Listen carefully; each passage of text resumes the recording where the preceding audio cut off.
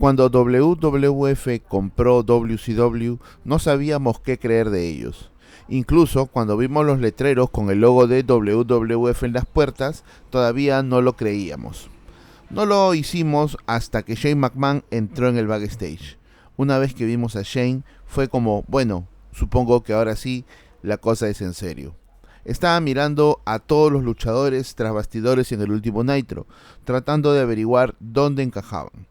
Habían tipos en WCW que ya habían quemado puentes cuando estaban en WWF y no iban a ser contratados.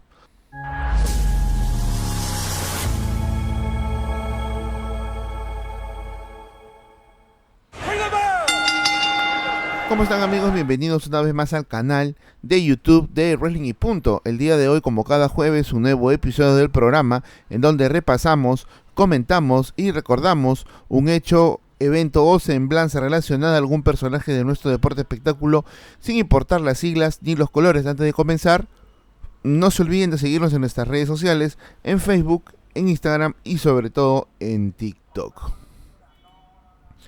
El 26 de marzo del 2001 es la fecha de la última transmisión del programa insignia de World Championship Wrestling, es decir, WCW Monday Nitro. Conocido como la Noche de Campeones, este último gran momento para el roster estuvo rodeado de mucha incertidumbre y para muchas personas tras bambalinas un caos completamente extremo. Increíblemente, aún existía la esperanza de que alguien como Eric Bischoff, más un nuevo inversionista o cualquier otra persona que no fuera Vince McMahon, llegara y como por arte de magia, devolviera a WCW a la cima.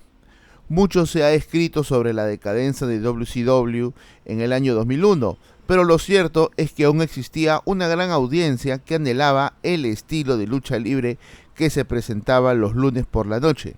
Incluso hasta el final había fanáticos leales que recordaban grandes momentos de la compañía.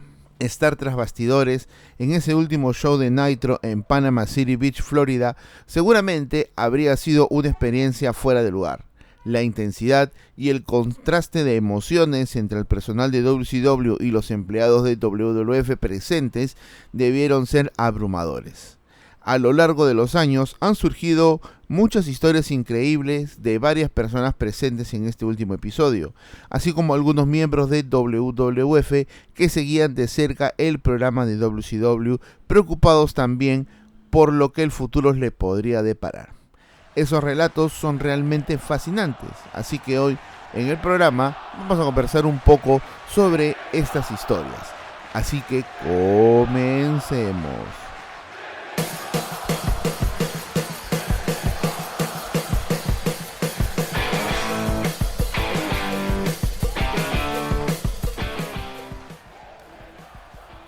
Increíblemente, han pasado 25 años sin WCW. 25 años en donde hemos visto crecer a compañías como Ring of Honor, TNA, AEW, pero la marca de WCW en su momento, en el año 2000, fue una marca bastante solicitada, bastante reconocida. Como muestra de ello es ese eslogan, ¿no? Donde los chicos grandes juegan. Un eslogan preciso, un eslogan que cae como anillo al dedo. Pero bueno, la guerra de los lunes, las clásicas Monday Night Wars, terminaron ese 26 de marzo del 2001, teniendo a la WWF alzándose con la victoria. Pero esta victoria cayó de manera, no voy a decir sorpresiva, pero de una manera muy estructurada y lógicamente esta adquisición por parte de Vince y su compañía sirvió para lo que fue conocido luego como el ángulo de la invasión, o la mal llamada invasión, como dice el amigo Beto. Una invasión que, bueno, discutible hasta ciertos casos, pero nos dio muchos momentos, nos dio también talento emergente que venía del otro lado y no era considerado. Bueno, estamos aquí para celebrar ese legado, para recordar No el programa en sí, porque puedes descargar en algún torrent, en alguna página, o de repente entrar a YouTube y poner The Last Nitro y te va a salir el show completo. Pero estamos aquí para poder repasar esas historias extraídas de varios podcasts, de varias entrevistas que no han salido a la luz o que en su momento pues no salieron, ¿no? Por ejemplo, una conversación entre Booker T y Scott Steiner. Y esto lo comenta Booker T en una entrevista que ha dado hace muchos años atrás. Cuenta que ambos estaban preparando para su combate y ese combate representaba pues lo que era WCW en ese momento, ¿no? El sobrepush, la sobreexposición de un talento y la existencia bajo las sombras de otro. Ese otro era Booker T, ¿no? Que pasó mucho tiempo en WCW y bueno, al final pues tuvo su gran momento. Ahora, Steiner parecía bastante preocupado por algo más que el combate de aquella noche. Y le pregunta a Booker T, ¿crees que nos van a elegir? O sea, ¿crees que nos van a contratar? Obviamente haciendo referencia pues a WWF. Recordemos que 3 días antes WWF compró de manera oficial a WCW. Durante los últimos 29 años, la WCW y su predecesora, la Georgia Championship Wrestling, estuvieron afiliadas a las cadenas de televisión de Ted Turner, es decir, TBS y TNT. Pero ahora, la empresa matriz de Turner Broadcasting, a Old Time Warner, había decidido dejar de transmitir los shows de la empresa. El motivo, otro enfoque de la televisora. El 19 de marzo del 2001, Jamie Kellner, el nuevo director de Turner Broadcasting System, canceló toda la programación televisiva de WCW en las estaciones de Turner. Por tal motivo, el precio de WCW se fue a la baja y como resultado, el director de WWF y dueño, Vince McMahon, pudo comprar los derechos de la marca, los contratos de sus luchadores y sobre todo la extensa videoteca por la irrisoria suma de $4.2 millones. Volviendo al tema de Steiner,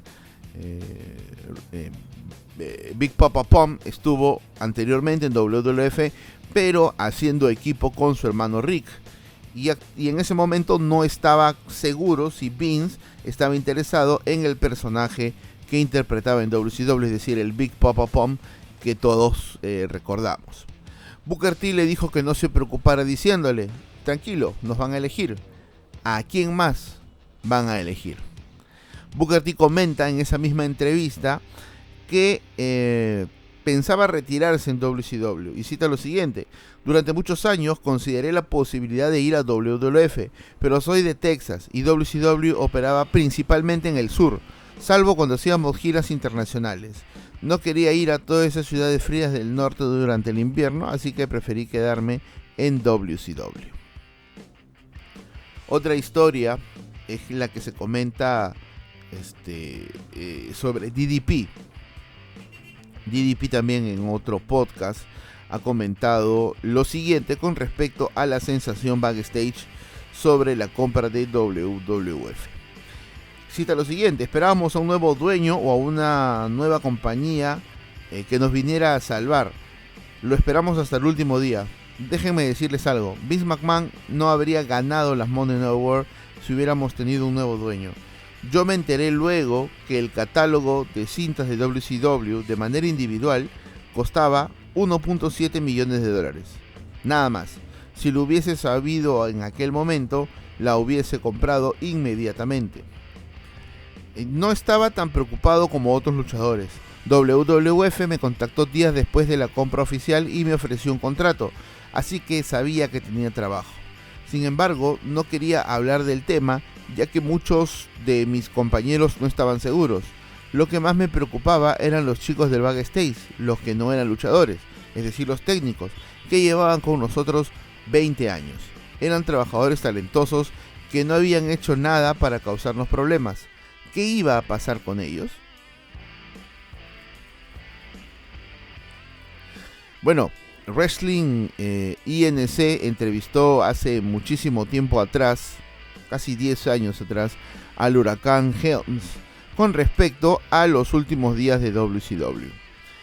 Cita lo siguiente: durante esos 2 últimos meses escuchamos una historia diferente cada semana sobre quién estaba comprando la compañía.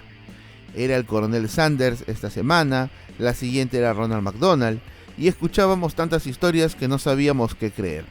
En ese último Nitro escuchamos que la oficina de WWF estaba tratando de engañarnos mucho y que solo intentaban decirnos que todo iba a estar bien.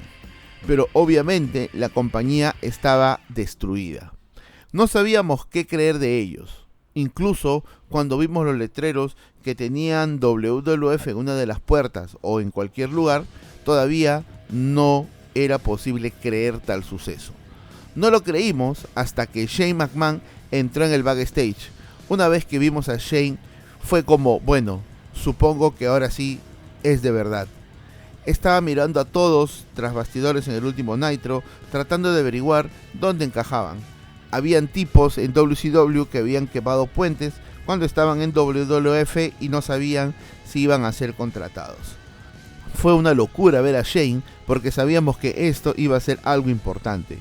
Iba a cambiar el futuro de la industria, no solo para nosotros, sino para los fans y todos los que están involucrados o siguen en el negocio. Sabíamos que era un momento trascendental. Fue una locura y no dejen que nadie les diga lo contrario. Todos estábamos preocupados por nuestros trabajos, desde el jefe hasta el último empleado. Ninguno sabía si lo iban a eliminar o si nos iban a prolongar el contrato. Ninguno sabía qué demonios estaba pasando. Otra historia también cuenta Tony Schiavone, y esto lo ha contado hace 5 años en el podcast que él tiene. Cita lo siguiente: en el último episodio de Nitro fue para mí, en lo personal, un gran alivio, porque sabía que todo esto iba a terminar. Sé que algunas personas tras bastidores, especialmente algunas de las chicas que trabajaban en relaciones públicas y producción, estaban llorando. Pero hasta ese momento fue todo un desastre. Intentabas hacer tu trabajo, te esforzabas al máximo, presentabas el producto que conocías, pero cada vez que ibas tras bastidores siempre querían hablar de: ¿será nuestro último show? ¿Nos comprará Vince? ¿Seguiremos en TBS? ¿Tal persona hará bien su trabajo esta noche? Había un drama insoportable. Ya no era un buen lugar para trabajar, era un lugar terrible. Todos estaban al límite, todos estaban muy descontentos. Los índices de audiencia, a pesar de pasar los 2 millones de espectadores, seguían bajando. Al final, simplemente, creo yo, faltó liderazgo. Recuerdo que cuando crucé la cortina en el último programa, ya todo había terminado. WWF había tomado el control y las chicas de relaciones públicas y de producción lloraban desconsoladamente. Yo no lloraba. Tomé mi equipaje y me fui. Fue un gran alivio. Había ciertas personas preocupadas porque no sabían exactamente qué harían después, pero también había cierta emoción, ya que era importante para mí que WCW terminara de una vez. Esa noche yo no estaba molesto, tampoco enojado, mucho menos dolido. Supongo que sentí alivio. Conduje solo desde la ciudad de Panamá hasta Atlanta durante toda la noche, a solas con mis pensamientos, que es lo que disfruto de todos modos. No fue una mala experiencia. Claro, había mucha incertidumbre. Íbamos a trabajar todos para WWF. Realmente tenía la sensación de que eso no iba a ser posible. Luego tenemos la anécdota, creo, no sé si decir la más tóxica, la más preocupada de todas, la más... bueno, hasta cierto punto podríamos decir también, pues, ¿no? La más fácil, ¿no? La más simple de poder saber cómo están las cosas, ¿no? Ir directo a la fuente. Imagino yo que tanto para WWF como para WCW y su talento fue una noche de locos. ¿Por qué digo de locos? Porque claro, WWF compra WCW, pero compra todo.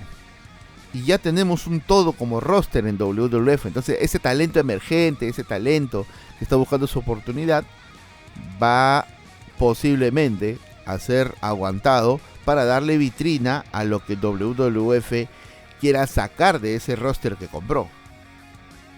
No sé si me dejo entender, ¿no? O sea, la preocupación no era solamente de WCW y ser contratados o no.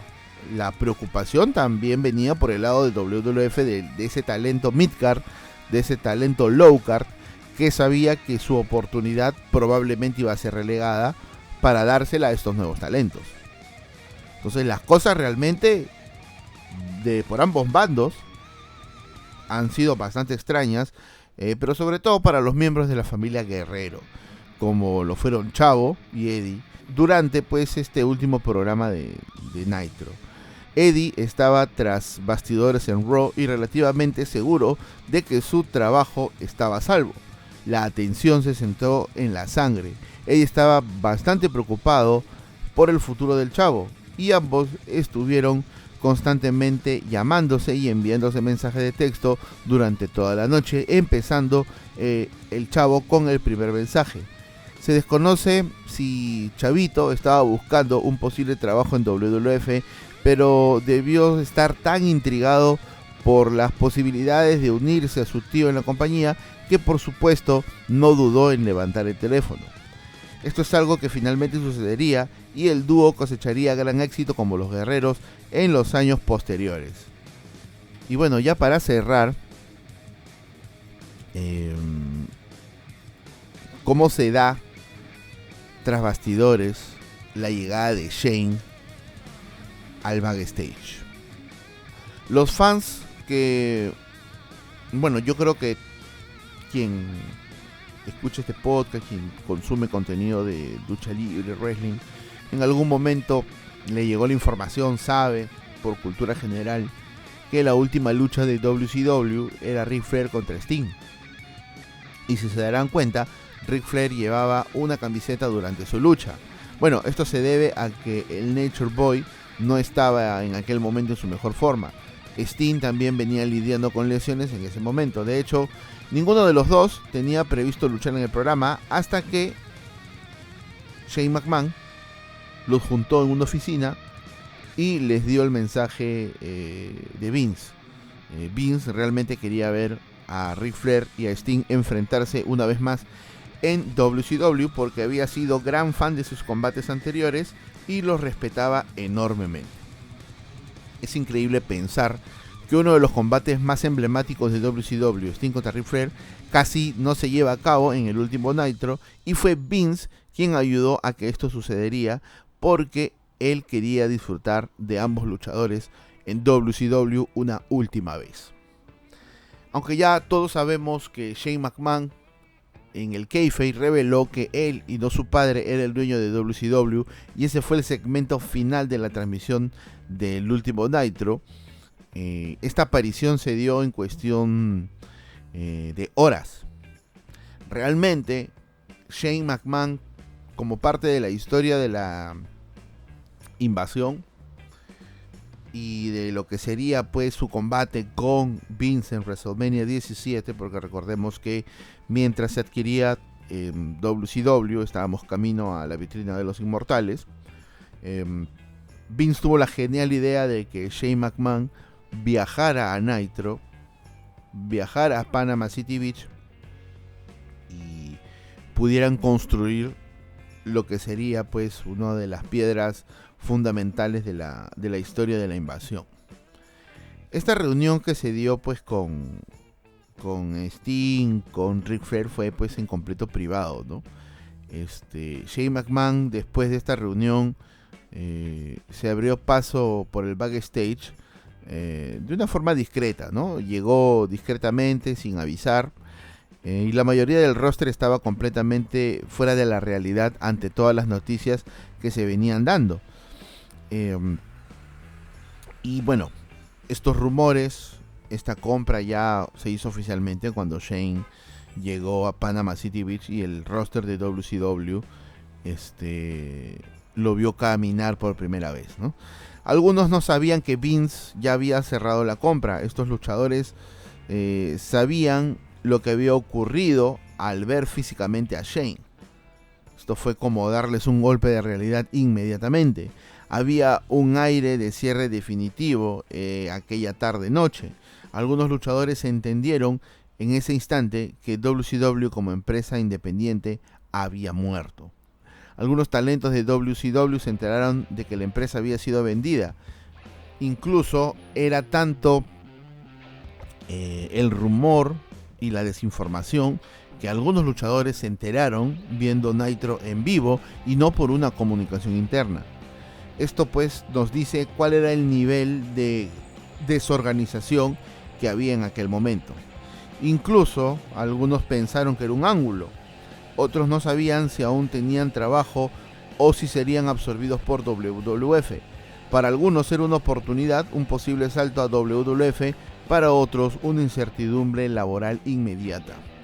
David Pencer, uno de los presentadores de WCW, fue invitado al podcast de Wrestling ENC, donde habló sobre lo que le dijo Shane McMahon en el último episodio de Nitro en marzo del 2001. Cuenta lo siguiente: cuando terminé el show, Shane McMahon me apartó a un lado y me dijo: oye, hiciste un trabajo excelente. Cuando Pencer fue consultado sobre el ambiente tras backstage en el último Nitro, dijo también que, bueno, ya sabes, espera lo mejor. En aquel entonces yo también trabajaba en la oficina, asistente de relaciones con el talento, y asistía a las reuniones de contrataciones. Era asistente de contratación junior y trabajaba para John Laurinaitis en el departamento de relaciones con el talento, y también trabajaba junto a Terry Taylor. Así que simplemente hicimos nuestro trabajo esperando lo mejor. Con respecto a Shane, puedo decir de que siempre se mostró amigable con el talento, no le negó el saludo a nadie, y sobre todo verlo a él nos dio una señal de tranquilidad. No sabíamos lo que realmente iba a pasar hasta después de que terminase el show. Así que bueno, estas han sido algunas de las historias que tienen que ver con el backstage del último WCW Nitro.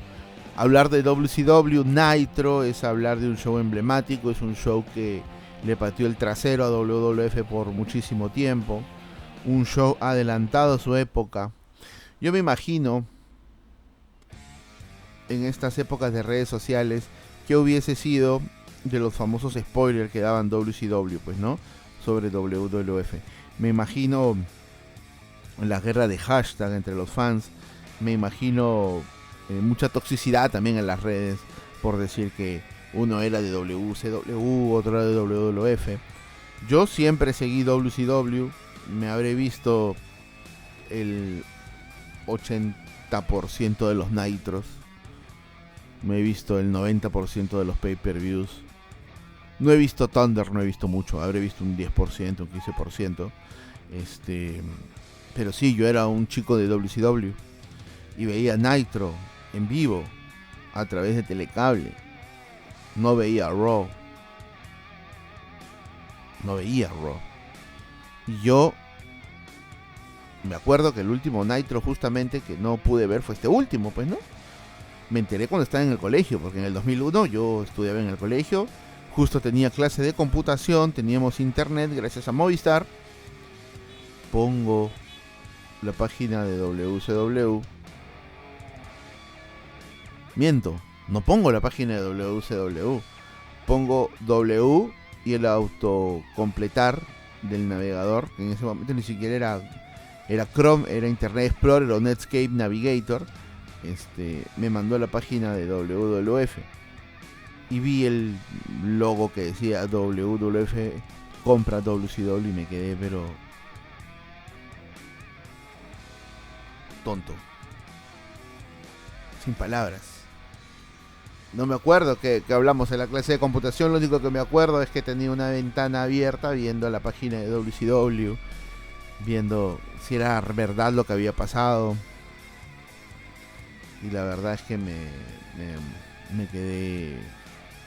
quedé frío, pero bueno. Pudimos disfrutar de WCW en el network, no hay mucho material ahora disponible, solamente en el canal de WCW oficial, pero no están todos los programas, no están disponibles. Por ahí debo tener algunos tapes, por ahí debo tener algunos DVDs, pero bueno, eso es otra historia, ¿no? Hablar de Nitro es hablar de grandes luchas, grandes momentos, que bueno, en algún momento pues serán tocados en este podcast. Así que sin nada más que decir, no se olviden de seguir apoyando este proyecto, y un abrazo para ti y un abrazo para todas las personas que nos escuchan. Se cuidan.